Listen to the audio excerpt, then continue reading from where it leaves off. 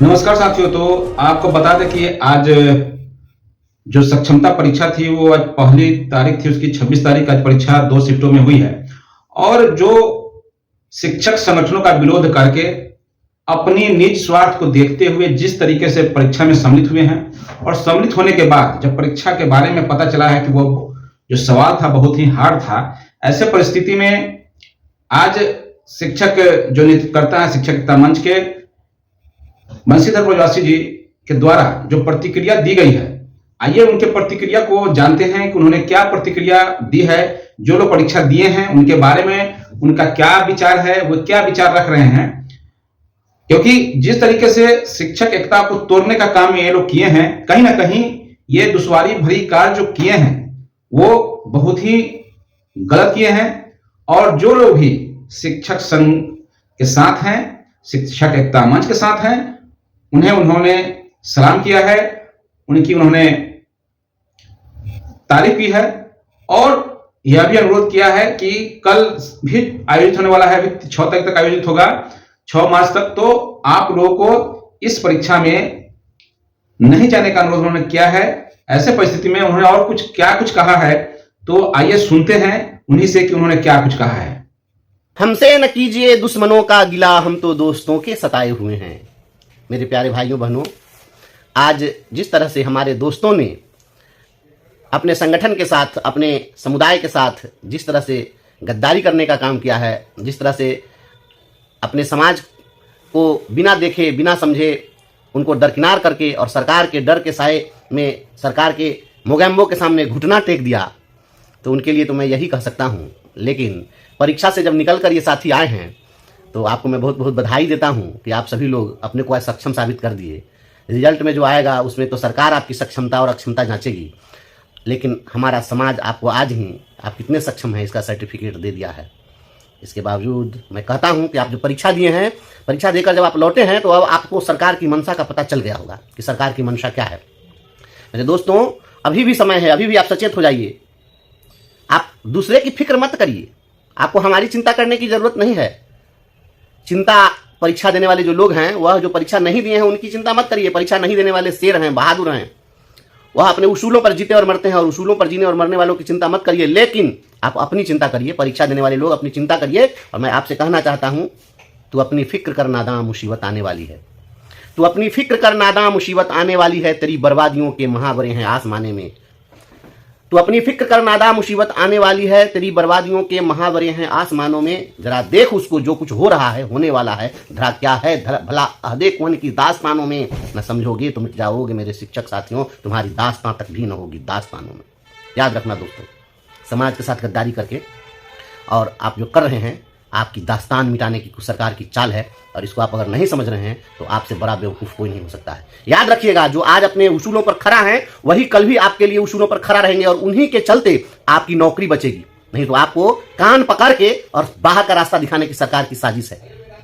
आप परीक्षा देकर के जिस तरह से कायरता का परिचय आपने दिया है, समाज और कुल द्रोही होने का परिचय दिया है, मुबारक हो आपको, यह द्रोह मुबारक हो।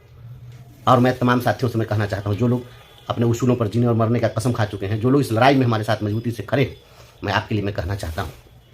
क्योंकि आज बहुत सारे लोगों का फ़ोन आया है कि आज आपका वीडियो नहीं आया कुछ, तो मैं कुछ ऐसी परिस्थिति में हूँ जहाँ थोड़ी सी दिक्कत हो रही है, लेकिन इसके बावजूद मुझे लगा कि नहीं, कुछ संदेश देना चाहिए। तो मैं आपको यह बताना चाहता हूँ, आप लड़ाई जीतेंगे। मैं बोल रहा हूँ, मेरे इस बात को आप लोग नोट कर लीजिए। आप लड़ाई जीतने जा रहे हैं, आप लड़ाई जीतेंगे। हाँ, ये तय है कि इन राजनैतिक गणिकाओं के माध्यम से आपको जीत नहीं मिलने वाली है। क्योंकि बिहार में आप कहाँ जाएंगे, यहाँ स्थिति है कि जितने भी हैं, ये अदम गोंडवी ने कहा था कि जितने हरामखोर थे कुर्वो जवार में, विधायक बनकर बैठे हैं अगली कतार में। दीवार फांदने का जिनका रिकॉर्ड था, मंत्री बन गए अब की सरकार में। काजू भूनी प्लेट में और विस्की गिलास में उतरा है रामराज्य विधायक निवास में।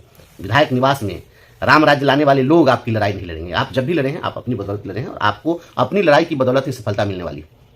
कैसे मिलेगी सफलता, मैं आपको बतलाता हूँ। आपको सफलता मिलेगी, न्यायिक रास्ते से सफलता मिलेगी।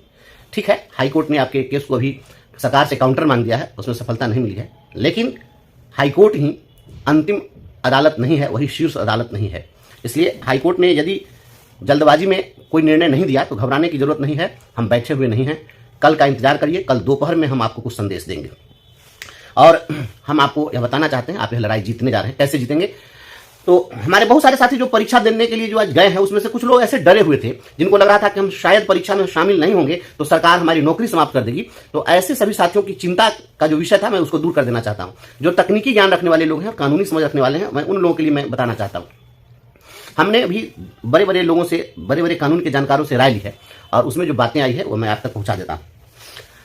अभी जो नियमावली बनी है, ये विशिष्ट शिक्षक नियमावली, इस नियमावली की जब शुरुआत होगी आप उसको पढ़ेंगे, उसमें लिखा है भारतीय संविधान के अनुच्छेद 309 के परंतुक के तहत प्रदत्त शक्तियों का प्रयोग करते हुए बिहार सरकार यह नियमावली बनाती है।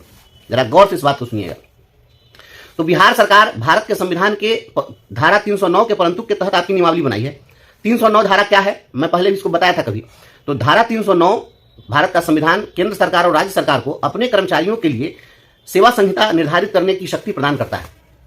लेकिन इस नियमावली में इन्होंने क्या किया कि इस नियमावली में इन्होंने लिखा कि स्थानीय निकायों को अब इसके बाद बहाली करने का अधिकार नहीं होगा। स्थानीय निकाय अब बहाली नहीं कर पाएंगे। पूर्व में जो हमारी नियमावली थी, पंचायत प्रखंड शिक्षक की नियमावली थी, वह जो नियमावली थी संविधान की धारा 243 के तहत प्रदत्त शक्तियों का प्रयोग करते हुए सरकार के द्वारा बनाई गई नियमावली थी। तो भारतीय संविधान की धारा 243 पंचायती राज को शक्ति प्रदान करती है और इस धारा के तहत जो शक्ति प्रदान की गई है वह पंचायत ऑटोनोमस बॉडी है, पंचायत की स्वायत्तता है और पंचायत अपने कर्मचारियों को बहाल करेगी, योजनाओं का निर्धारण करेगी। ये तमाम शक्तियां उस धारा के तहत प्राप्त है। लेकिन धारा 309 जिसके तहत हमारी सेवा शर्तें बनी है, उसमें कहीं भी इनको यह अधिकार नहीं है कि यह 243 के तहत प्रदत्त शक्तियों को ये रोक दें। इस बात को गौर से समझिए कि धारा 309 के परंतुक के तहत जो शक्तियां प्राप्त है वो अपने कर्मचारी के लिए अपनी नियमावली बना सकते हैं, लेकिन पंचायती राज के जो कर्मचारी हैं उनके लिए कोई आप नियमावली नहीं बना सकते हैं, या उनके ऊपर आप नहीं थोप सकते हैं, या उनकी सेवाओं को आप कम नहीं कर सकते हैं, या उन पर कोई कार्रवाई नहीं कर सकते हैं। या कहीं भी संविधान में धारा 309 के तहत दूसरे किसी भी 243 धारा के तहत पंचायती राज को प्राप्त शक्तियों में हस्तक्षेप करने का धारा 309 में कोई अधिकार नहीं दिया गया है। इसलिए धारा 309 का प्रयोग करते हुए जब इन्होंने नियमावली बनाई वहां तक तो जायज थी, लेकिन यह नियमावली बनाकर उन्होंने कह दिया कि पंचायती राज संस्थाओं के द्वारा अब नियुक्ति नहीं होगी और पंचायती राज के तहत कर्मियों को हम हटा देंगे, या इस तरह की बात। धारा 309 में ऐसा अधिकार इनको नहीं है। यह मामला, यह कॉन्स्टिट्यूशनल क्राइसिस का मामला है, यह संवैधानिक संकट का मामला है। इस तरह का होता है तो संवैधानिक संकट खड़ा हो जाएगा देश के अंदर में कि संविधान के एक धारा से दूसरे धारा को क्रॉस कर दीजिएगा। ऐसा नहीं हो सकता है। जो शक्तियां 309 में प्राप्त है वह जो है 243 के तहत पंचायतों को प्राप्त शक्ति में हस्तक्षेप करने का कोई अधिकार नहीं है। इसलिए इसके तहत आगे प्रोसीड करने की आवश्यकता है और इसके तहत कुछ काम हुआ भी है। हम आपको कल इसका खुलासा करेंगे। हम बैठे हुए नहीं हैं, हमारी वह आदत नहीं है कि मैं बहुत ढोल पीटता चलूं, लेकिन इतना तय है कि हम सही दिशा में जा रहे हैं और ईश्वर चाहेंगे तो हमें सफलता मिलेगी। आप तमाम साथी लोग विश्वास करिए, परीक्षा सक्षमता परीक्षा अक्षमता परीक्षा से आपकी नौकरी पर कोई प्रभाव पड़ने वाला नहीं है। इसलिए परीक्षा में जो लोग शामिल नहीं हुए हैं वे सभी लोग बहादुर जांबाज साथी, आपने विश्वास किया हम लोग पर, हम आपको सैल्यूट करते हैं। लेकिन जो लोग भी परीक्षा में शामिल हो रहे हैं डर के, भय से, तो आप डरते रहिए और भयभीत होते रहिए। जीवन आपको इसी में कट जाना है। और याद रखिएगा कि आज आपको जो भी सुविधाएं मिल रही है और जितना कुछ मिला है यह लड़ाई की बदौलत ही मिला है, और संघर्ष जिन्होंने किया है वो जानते हैं संघर्ष का मूल्य। इसलिए आपको अभी वक्त है, संभल जाइए और तमाम साथी आप लोग इस लड़ाई में एकजुट होकर के रहिए।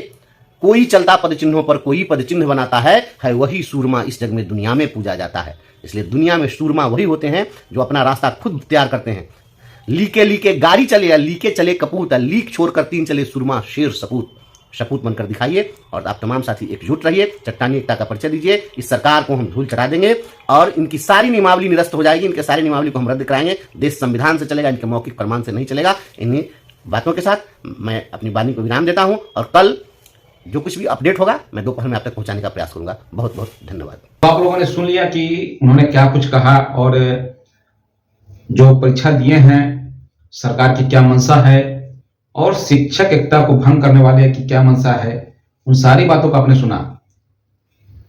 आपकी प्रतिक्रिया क्या है आप कमेंट बॉक्स में जरूर लिखें। साथ ही साथ वीडियो अच्छा लगे तो वीडियो को शेयर कीजिए, लोगों तक पहुंचाइए।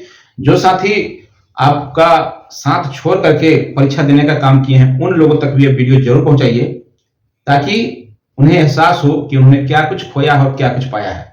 तो फिलहाल इस वीडियो में इतना ही। धन्यवाद। जय हिंद, जय भारत, जय शिक्षक।